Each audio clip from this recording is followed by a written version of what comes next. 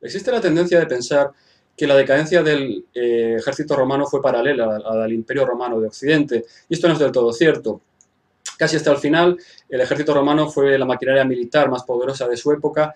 y lo cierto es que ganó la mayor parte de los enfrentamientos directos que tuvo contra los pueblos bárbaros que lo atacaron. Lo que provocó la caída del Imperio Romano Occidente fue más bien una combinación de factores políticos, sociales, económicos, las continuas luchas por el poder, etc. Sí es cierto que hubo cambios significativos entre el ejército de los primeros tiempos del imperio, la época de Augusto y sus sucesores, y este ejército de los últimos siglos, de los siglos de decadencia. El primer cambio, quizás el fundamental, fue un cambio sociológico. A partir del edicto de Caracalla, cualquier habitante del imperio podía aspirar a la ciudadanía, y eso supuso que el ejército, que hasta ese momento estaba compuesto casi exclusivamente por italianos, y era por lo tanto el garante de la supremacía de Italia sobre el resto de las provincias del imperio, se llena de gentes de otras provincias, se llena de gentes incluso de otras culturas, y esto supondrá una fragmentación del ejército en cuanto a, bueno, ya no existe esa uniformidad de antaño, y también una fragmentación de sus, y por lo tanto una fragmentación de sus lealtades. Al ser ocupada la oficialidad también por militares de carrera, no necesariamente romanos, no necesariamente aristócratas, ni procedentes del Senado,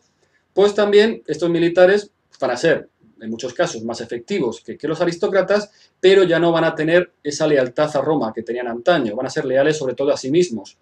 Y puesto que las legiones a su mando,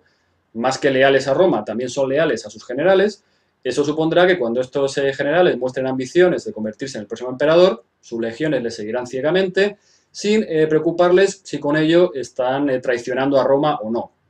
Lo que les preocupa es seguir a su jefe y nada más. Otro cambio de tipo social será la desaparición de los incentivos económicos que hacían atractiva la profesión de soldado. Por lo tanto, desaparecen los voluntarios, que hasta ese momento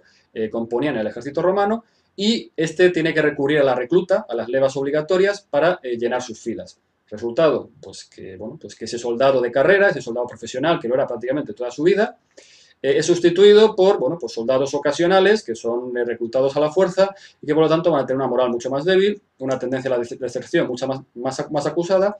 y que van a estar peor preparados y con mucha peor disciplina que antaño, ¿no? Otro cambio va a ser el estratégico.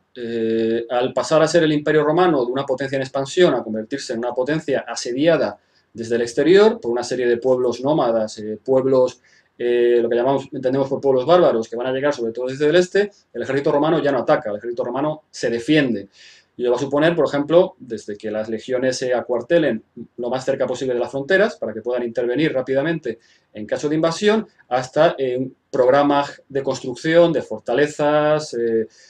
murallas defensivas, etcétera. Roma se amuralla, lo cual, bueno, pues unos siglos antes hubiera parecido una auténtica locura, etcétera. Todo esto como consecuencia de esa tendencia defensiva, mucho más acusada. Y ya por último, desde el punto de vista del equipo, la verdad es que no hay cambios excesivamente llamativos. Hay algunos cambios interesantes, por ejemplo,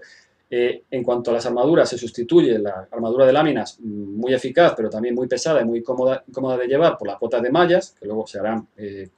omnipresentes, no solo durante esa época, sino también durante la Edad Media. Y bueno, también la caballería va a obtener una mayor, en respuesta también a esas tácticas de los pueblos bárbaros, va a tener una mayor importancia de la que tenía anteriormente. Y dentro de esta mayor importancia, pues por ejemplo, van a aparecer unidades nuevas como los catafractos, un tipo de caballería pesada en la cual tanto el jinete como el caballo están protegidos por una pesada armadura, muy resistente, y que es una copia directa de las unidades de caballería persas contra las cuales los romanos habían estado peleando durante siglos en Oriente Medio, ¿no? O sea, realmente fue el mejor homenaje que se le podía hacer a este tipo de unidades y el reconocimiento definitivo de la eficacia de las mismas.